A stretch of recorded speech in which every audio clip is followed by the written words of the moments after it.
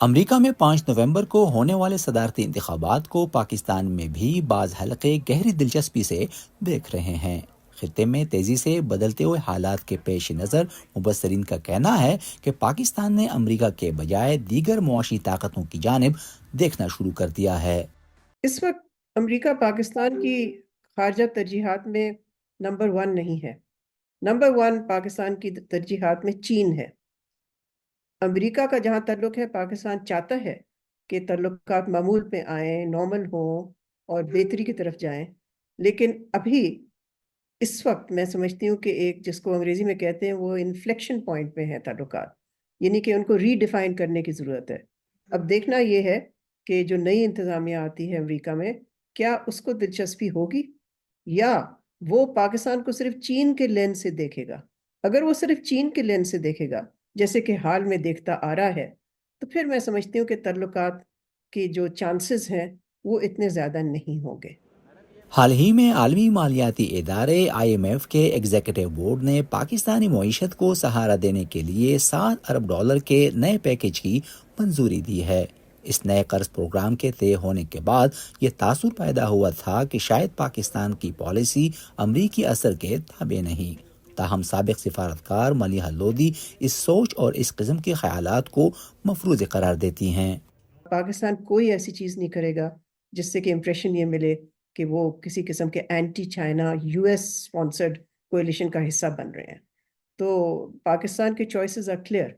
دوسری جانب معاشی ماہرین کی رائے ہے کہ امریکہ سمیت مغربی ممالک چین کی تیزی سے ترقی کرتے معیشت سے تشویش میں مبتلا ہیں۔ اس لیے امریکہ کو پاکستان کے معاشی اور دفاعی شعبوں میں چین پر انحصار پر تشویش ہے۔ دنیا اب ہمیں بہت زیادہ چین کے حوالے سے دیکھتی ہے۔ آپ یورپ میں بات کر لیں، آپ USA میں بات کر لیں، تو پاکستان کو جو بہت زیادہ دیکھا جاتا ہے وہ چین کے حوالے سے زیادہ تر دیکھا جاتا ہے۔ اس میں اسی لینس سے پاکستان کو بھی دیکھا جاتا ہے، اور اس میں پھر ظاہر مسائل بھی آتے ہیں۔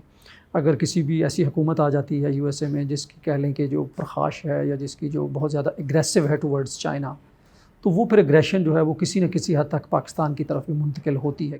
ڈاکٹر ساجد امین کے مطابق یہ دلچسپ ہوگا کہ امریکہ میں کون سی پارٹی حکومت میں آتی ہے، کیونکہ پاکستان کے لیے امریکہ اب بھی کئی وجوہات کی بنا پر اہم ہے۔ امریکہ جیسا ملک ہے وہ پاکستان جیسے ملکوں کے لیے بڑا اہم ہے۔ ایک تو خود سے وہ ہمارا سب سے بڑا جو ٹریڈنگ پارٹنر ہے، تجارتی پارٹنر امریکہ ہے۔ وہ کوئی اور نہیں، امریکہ ہمارا بہت بڑا، سب سے بڑا تقریباً وہ ٹریڈنگ پارٹنر ہے۔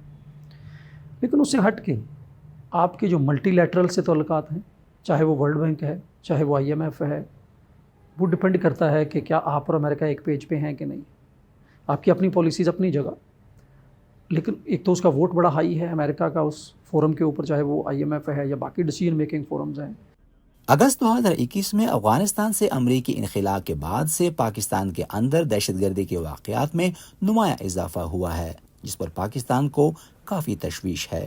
تجزیہ کار ڈاکٹر رسول بخش رئیس کے بقول خطے میں بدامنی اور دہشت گردی کے واقعات پاکستان اور امریکہ کو قریب لانے کا سبب بن سکتے ہیں۔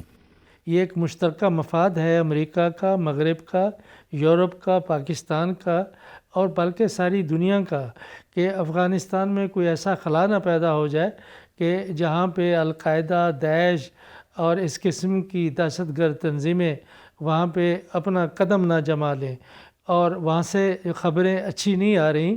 اس وقت سب سے بڑا معاملہ TTP کا ہے، جو افغانستان کے اندر پناہ لے کے پاکستان کے اندر حملے کرتی ہے۔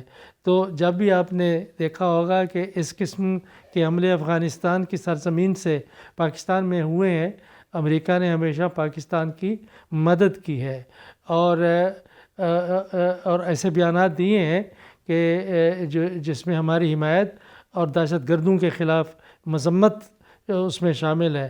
تو ایک مشترکہ مفاد ہے کہ اگر خطرات افغانستان کے اندر بڑھتے ہیں تو اس لحاظ سے ہمارا تعاون بھی بڑھتا رہے گا۔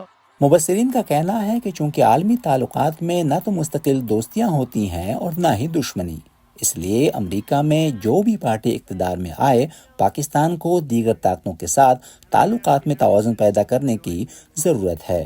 نظر الاسلام، وائس آف امریکہ، اسلام آباد۔